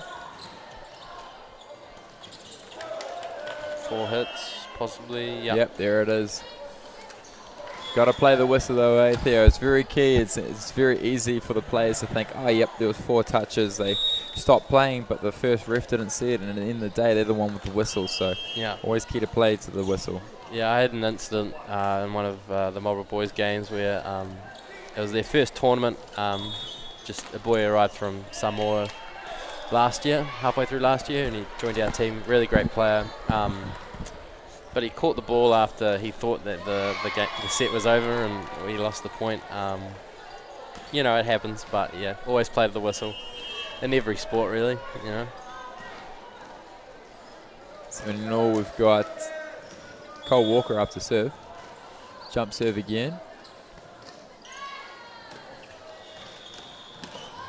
Big swing there by number 5, Patrick. And put it away there, so Western Heights win that point. Much needed point late here in the 4th set here at the bronze medal match. New Zealand Secondary School Championships for 2021. Great to be here, actually. We never got a New Zealand Secondary School Champs last year, thanks to COVID. So a lot of teams here will be pretty happy that this went ahead. Yeah, definitely, and it's you know, it's really hard on the players because you only get a couple of years to play in these tournaments, and you know, you want to do as well as you can. So missing out in a year like that, it's really gutting for these year 13s who had to miss out one of these. Some really good experience with volleyball. You know, a lot of teams really improve over this week. And I know you're right, and even even the players that were year 13 last year who actually missed out on their final year. You work hard for 4 or 5 years, juniors and 2 years in seniors, and then you're at your peak and you don't get a chance to perform. So these guys out here, boys and girls, should be counting themselves real lucky that this is going ahead. Yeah, definitely. So we've got Cole back to serve, jump serve. Western Heights with all the jump serves today, and they get a service ace, perfect for what they need in the end of this 4th set. They the first to 20, which is a really good milestone when you're playing volleyball. Once you get into that 20 area, so a little 5 points. Another great jump serve. Free ball chance though. Little roll. Tip tip. High ball. And Tayo going for a great swing there into position 1, but just missing the blocks as well as the defender. And we've got a timeout here called by Manari. Well, we're going to see that replay again. Great swing. Everything looked right. It just went too far left. So this timeout is very crucial for Manariwa. It's their 2nd timeout of this game, so they have no more timeouts after this. Each team getting 2 timeouts. All they wanted to do is slide out 1 point here and maybe make one and slowly close this gap that Western Heights have just broken away late in this 4th set. Yeah, I mean, all it takes is 1 point to kind of change the momentum of the game. So Manuriwa was going to go out there and try and fight really hard for this point. Obviously, you know, try and ice that server like you were saying and see if that works too. But, you know, after that, it's only a 2-point deficit, which already looks a lot smaller when you've got the serve on your side. Mentally, you know, that just helps. Good serve to come out of the timeout, Cole. Rail red for the setter dump. Goes back to Cole. And a blocking error. There's the blocking errors. Monera has cleaned those up, but they may just be feeling a little bit under pressure causing that blocking error there. Yeah, it just looked like he wasn't finishing properly with his arms there, just kind of rebounding it out of the court. You really want to try to be on top of that ball and aiming it down and inside the court. And a passing error. We're starting to see a bit of energy now from Western Heights. They've actually been given new life. They are now up with a 5-point lead late here in the 4th, a do-or-die set for them. If they get this set, we go to the tie-break, a great little 5-setter. So yeah, Heights' goal now would just be to stop Manurua getting a single point for the rest of the set, you know, and just have that huge lead to start that set can really. Going for the short serve there, Cole trying to trick Manurua. Yeah, didn't work. Yeah, good change up. We've seen Manurua actually do a substitution there. Tayo coming off for number 4, Tyrone. Probably more of a chance for Tayo to get a little bit of rest. I'm wondering if they've brought on number 4, Tyrone, who did actually start this game. I wonder if they brought him on to either change up the momentum or just to give a little bit of rest to Tayo. Good block. Yeah, just like that. 3-point deficit now for Manurua. Yeah, they're going to want to keep the serve here, though. Only need one side out by Western Heights to give themselves a set point.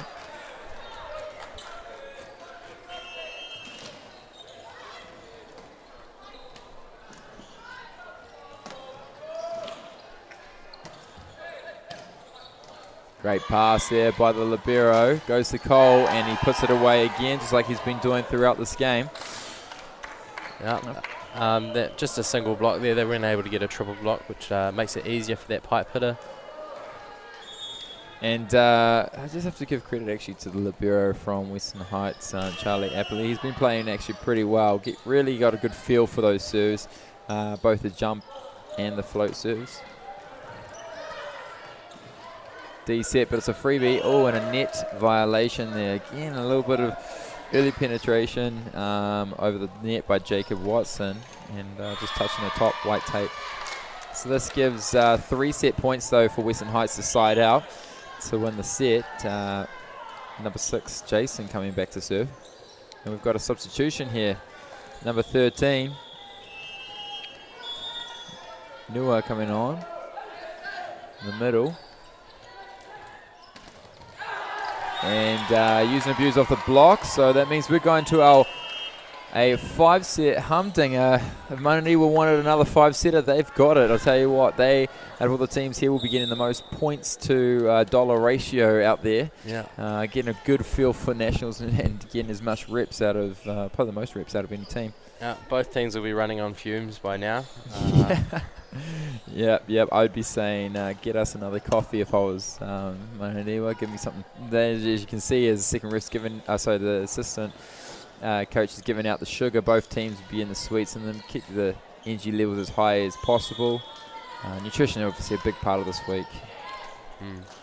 I'll just give a big little shout out to a few of our sponsors again. Obviously our local sponsors down here. We've got Palmy North City Council, Sport Manawatu, Volleyball Manawatu, Massey University, Mainland Foundation and the New Zealand Community Trust, all helping us put on this event, providing the venue and the funds to make sure that everything goes as swimmingly as possible. We've also got our other 3 sponsors of Volleyball New Zealand actually. We've got Solming, the official shoe, the footwear supplier for Volleyball New Zealand. Not a common volleyball shoe. We normally see your Mizunos and Asics, but these guys are upcoming and they've got some really cool products out there on display today, so check those out. Dynasty Sport, the new uniform sponsors. They'll be sponsoring all the New Zealand kit from now on, which is really awesome to see. And our club, the Hamilton Huskies, are checking them out, and they're actually pretty good products. I've only seen a couple of teams using them at the moment, but I'm sure we'll see that name Dynasty popping up quite a lot more. They're pretty new apparel company. And Frequency, who's our high-performance athlete development sponsor. They're the ones that were helping bridge the gap to get these players from New Zealand secondary schools to collegiate level, if not here in New Zealand, internationally, getting them scholarships, making sure they're at their peak performance to get overseas. So big shout out to those 3 sponsors, Salmon, Dynasty and Frequency. But we're joined back now for the 5-setter, the tie-break set. It's a race to 15, and if we haven't seen any energy yet, we're definitely going to hopefully see some energy. Hopefully going to see some energy here in the first set, as it's first to 15 gets the bronze medal. Yeah, and all it takes is one serving run early in the set to kind of end the game. So both teams will have to be super alert from the very beginning. Can't make any mistakes. This is the time to play your best volleyball.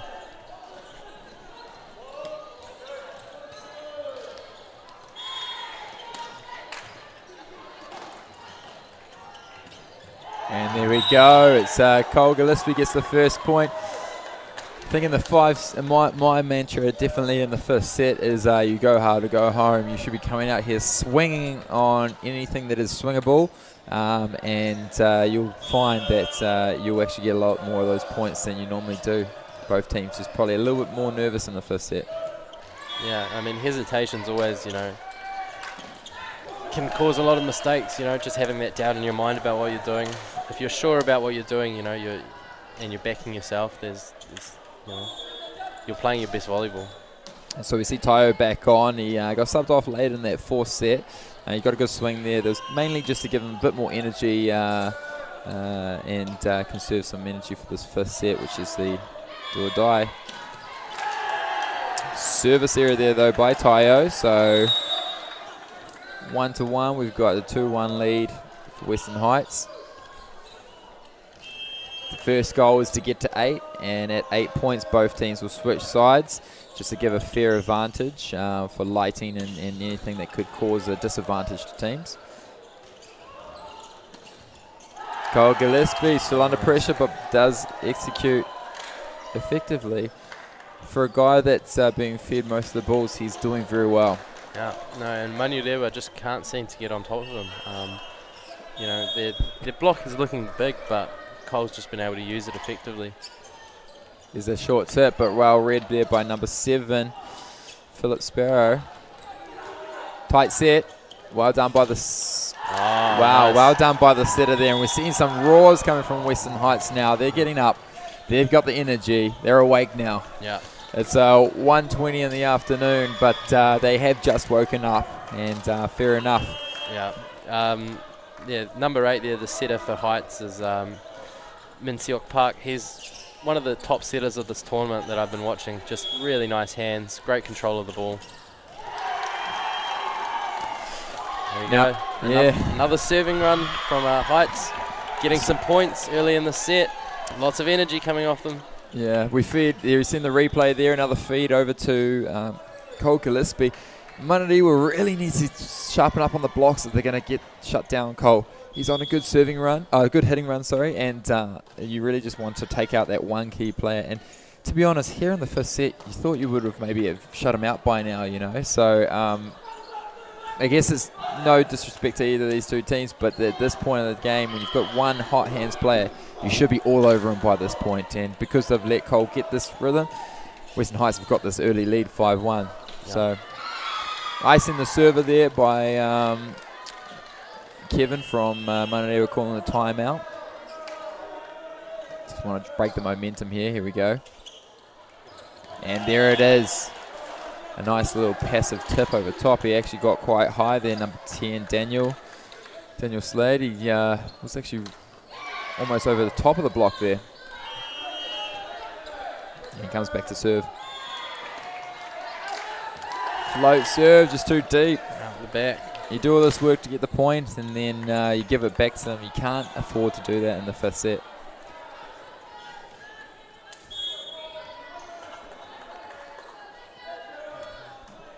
So Heights will just be looking to close these next 2 points, get to the other side kind of, and you know, make their way to 15.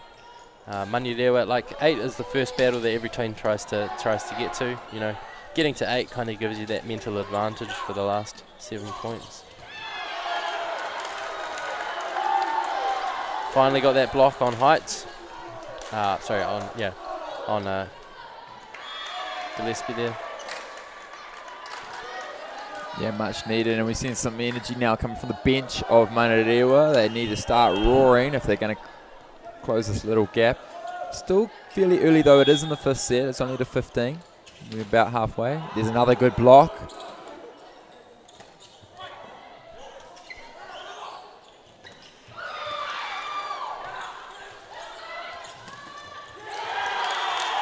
And this time they're feeding it through the pipe. So a couple of blocks on Cole meant that Min Seok had to go find another player to put it away, and he puts it into number 5's hands, which is Jacob Watson, stepping up to the plate and getting the point.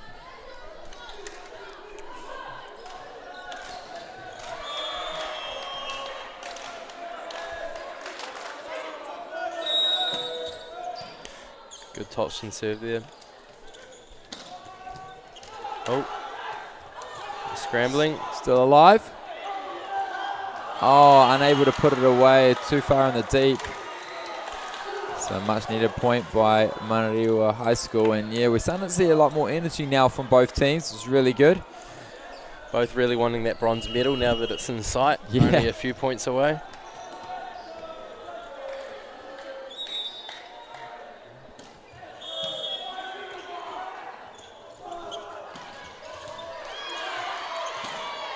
Nice. Wow.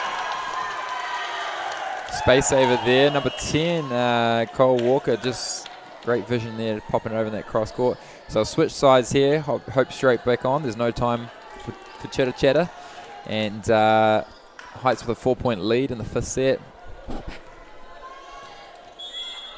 The big change of momentum though, if we were watching from earlier in this game, Manurewa had a little bit of a lead in the 4th set, already been up 2-1 in the set score. And Western Heights firing when it mattered most at the end of the 4th set, and now they have the momentum here in the 5th, which is really great to see. Yeah, it'll be interesting to see if Manurewa can kind of pull themselves out of this little hole that they're in, and you know, claw back these points. They've already come back from a deficit a couple times, so see if they can come through again.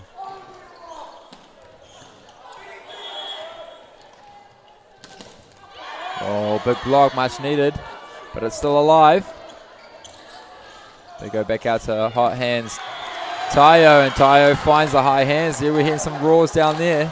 Yeah, bit of a crowd coming around as well. They're just setting up the stands for the finals now, so yeah, seems like there's a few people coming to watch this third and fourth playoff match.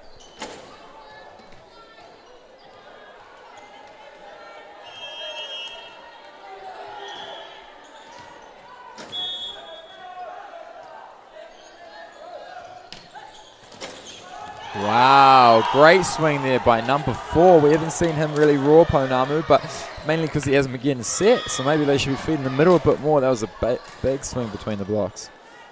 Really nice. Still holding that 4-point lead. Western Heights, 9-5. Good float serve. Back to Tayo. And he gets the point. It's just really a battle now of the outsides. They are running a few middles and Ds now and then, but it's really a game of Cole Gillespie versus Tayo Timmy. He's it's going to be interesting to see how this game plays out because it is 9-6, so we'll need to see Manariwa now just to get a couple of points here to keep it alive.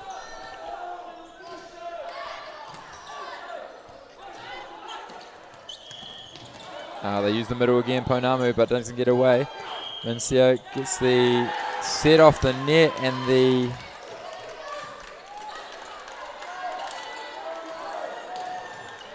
net violation by number 10, Daniel. Possibly reaching in for that setter.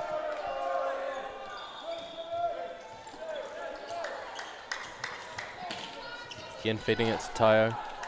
Great shot, but it's a free ball here. Just trickles over the net. Manariwa looking a little bit scrappy at the moment, just tipping the ball, and we've got some people slipping over. What's going on? Game plays on. Lots of confusion. And there we go, they swing and put it away. And a roar from the crowd as well. This is the energy we wanted to see earlier in the game, so it's great to see it's finally turned up. We've got a 7-10 Manariwa, just down by 3. Some scrappy play with tips going all over the place. No one really want to swing, and then Smiley Man Joseph giving the swing away to win the point.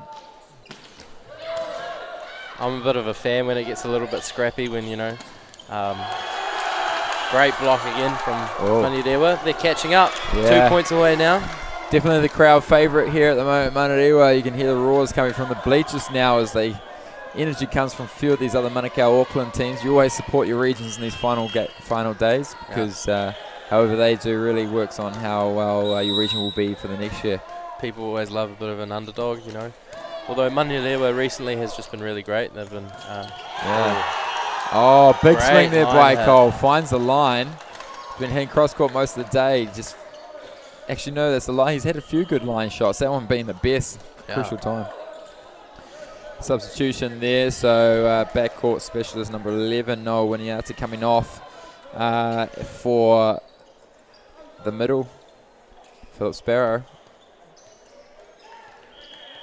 Wiping up a bit of sweat there. I'm sure it's getting pretty sweaty out there now.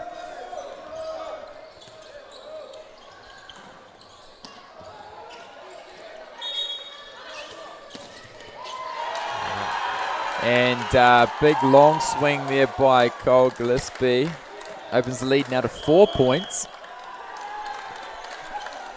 And a timeout there called by Manariwa, much needed at this point in the game. This is their second timeout, so no more timeouts for Manariwa. Whatever they've got left in the tank, they're going to need to bring out after this timeout. So Manariwa's got 4 points to catch up, and Heights have only got 3 points to finish the match. So it's really important that the next 5-10 minutes is just maximum alertness, maximum effort from everyone, kind of fighting. Like you said before, it's do or die. Leave everything on the court. So, yeah, it's getting really exciting to watch. Everyone's starting to crowd around, anticipating that bronze medal. Who's going to get it? Pounamu here to serve, float serve. Taking on the hands by the libero. We run to Tayo. Pounamu putting his hands in on that when he shouldn't have. Classic thing to do when you're in middle. You're not the best at defense, so anything is probably good. But that one was going to go too long, so Pounamu just getting in the way there. Not a problem though, they still have a 3-point lead, and we've got Daniel here to serve. Deep float serve. And just touches there off Manurewa. Gold Gillespie sneaking that one past the blockers again, so they just can't seem to be shutting him out this game. And I think at this point in time, it's easier said than done that Cole Gillespie's got his rhythm. I don't think he's going to lose it for these last 2 points. If I was Western Heights, if I got the side out, I'd just be putting it on Cole. He's got his rhythm. He's putting the ball away most of the times. For Manurewa, we're seeing them use Tayo in the backcourt. I'd possibly even just try to freshen it up. If they can get a good pass here, that's the main thing. And a missed serve from Heights. Yeah, don't need to give the good pass when you get a service error. The key here is actually the front court should be talking. Number 13, big blocker there in the middle there. Nua, fish on out straight to Cole. Let's see. There he is. It's Cole. It's a free ball. Get that one. Good dig. Nice hustle. It's a free ball. Opportunity now for Manurewa. They go to number 5. Patrick couldn't put it away. It's a free ball opportunity now for Western Heights. They're going to go to Cole again. Yeah. Shot ball. Who's going? No one really going for it apart from the setter. Yeah, a little bit touch and go there. They